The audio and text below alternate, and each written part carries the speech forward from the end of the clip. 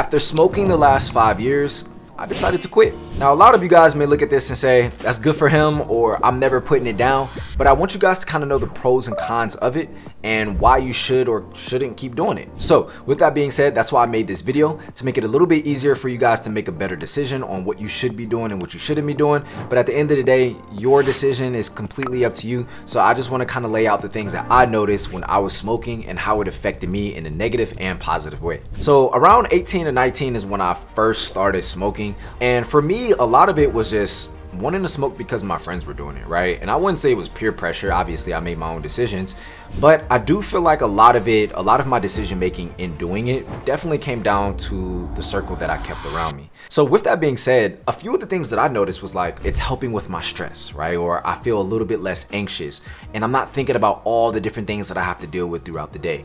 And at some point in time, I just kind of realized after doing it over a long period of time, I'm still gonna have to address these things at some point in time. What I'm willing doing is just like pushing it off into the future and then having to deal with it at one inconvenient time when I could just make that inconvenient time right now and address it and move forward so I don't have to deal with it in the future. So that's kind of what I noticed. Some of the cons that I really noticed when it came to smoking were being lazy, man. Like I would smoke right in the morning as soon as I would get up, right? People say wake and bake. I would get up, I would smoke. And maybe I'm just overdoing it or maybe whatever it was, right? But still, I didn't like to feel sluggish. Even in the gym, like a lot of people don't really go to the gym as often because they're off of substances and things like that that may hinder their performance, which is something that I noticed. I felt a lot more winded when I was working out. I felt like, oh my God, I can't do as much as far as lifting weights, or I can't perform the best of my ability because I'm off these substances, but it made me feel good in the moment. I might as well just face it head on. Right? And that's kind of one of the things that I've noticed. You know, at this point in time, when it comes to the pros and cons of weed, you got to really look at it from a standpoint of like, what version of myself do I want to become? And what does it take for me to get there? Right? So I'm going to start off with the pros because a lot of people love to hear the good in weed and all that stuff. So I'm going to tell you guys the things that I noticed when I was smoking. Number one, I felt like I was super creative, right? So I felt like I would always have super fire ideas when I was smoking. I felt like I could just find more creative ideas for pieces I wanted to make for my brand or something like that, right? But at the end of the day, I still kind of felt like maybe I'm relying on it too much for the creative aspect. The second thing I would say is it did help with anxiety and it did help with stress. I think when you overindulge in it, it could possibly make you more anxious and more stressed out. But for the most part, I did feel a little bit better when I was smoking. The other thing that I noticed is that when I was smoking, and this is kind of like a con, I didn't really like to smell like weed a lot, right? Like for me personally, I thought it was more important for me to smell professional because a lot of the times in the predicaments and the environments that I wanted to put myself into, I wanted to really feel like I could stand out in that environment and not in a negative way. So there really wasn't too many pros now that I think about it. I think a lot of the cons have just been things that I've noticed recently. I think I should just jump straight into it, right? So obviously, number one, smelling like weed all the time, my car smelling like weed, people getting in my car.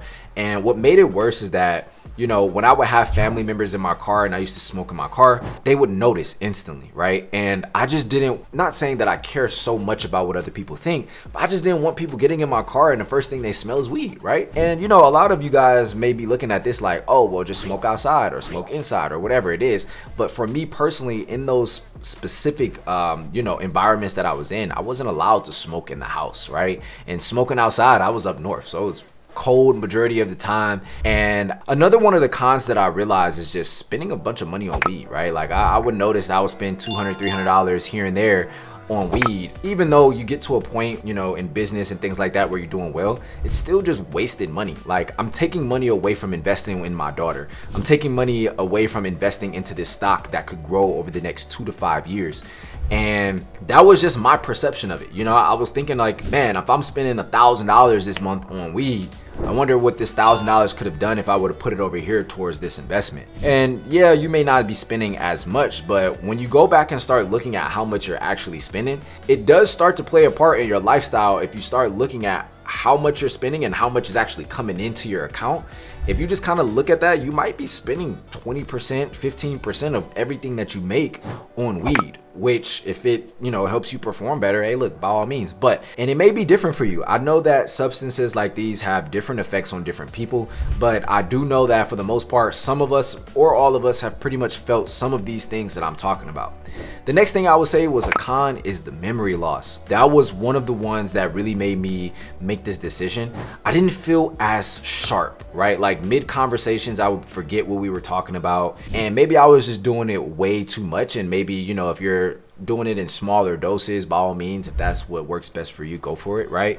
But I do again want to give you guys the cons and the pros so you guys kind of realize the things that you should watch out for and if you should make a better decision for yourself, right? So a lot of the ways of me stopping was just cold turkey in myself. So if you guys have been following me over this last, I'll say 2 or 3 months now, you guys know that I recently completed 75 hard, which was a very intense challenge over 75 days. And I'll have another video coming up soon about it, but I'll let you guys, listen to that video about what it is and how it works, right?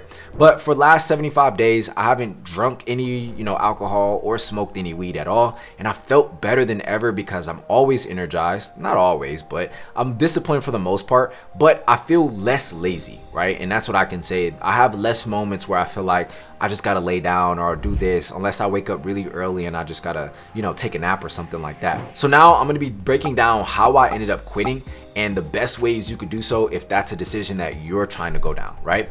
So one of the ways that I ended up quitting was just cold turkey in myself, right? I took all the weed and alcohol that I had and I flushed it down the toilet. A lot of you guys may feel like, oh, I would have just, finished it off. Cool, by all means, do that, right? But for me specifically, I felt more power in flushing it down the toilet and just getting it out of my system and just saying, yo, I'm done right now. I'm not gonna delay this another week, or I'm not gonna delay until I finish with all of it. Forget it. I'm just gonna do what I said I was gonna do right now. Now, the second thing that I ended up doing once I removed it out of my environment was being careful of who I was hanging around. It's easier for you to go back to it if it's just around you all the time. But if you really limit how often it is around you, it can be a lot easier for you, which is what I had to do.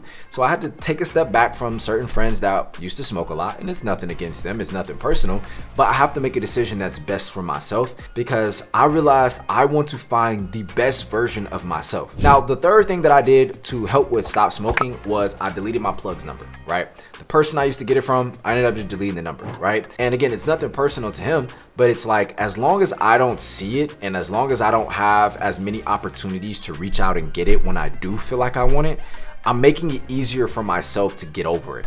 And I feel like after like the first 14 days of me stopping, I felt like it was super easy at that point. Like I don't even think about it now. And a lot of you guys may get to the point where it's like, in the first 3 days and the first 5 days, I'm not gonna lie, it's extremely difficult to just stop something that you have a normal habit of doing. Now, again, these are all things that I've done personally, but I highly recommend you kind of view it from a perspective of like, is this something that is actually helping me? Now, whether you quit or not is completely up to you. But again, I wanted to lay out all of the pros and cons and how to quit for those of you who are interested in quitting.